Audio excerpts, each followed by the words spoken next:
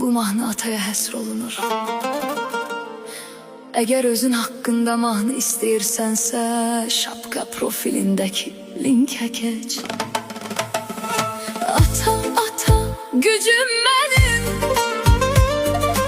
Ata, ata, yolum mənim. Sən varsan, mən qorxmuram. Sənlə doludur ömrüm mənim.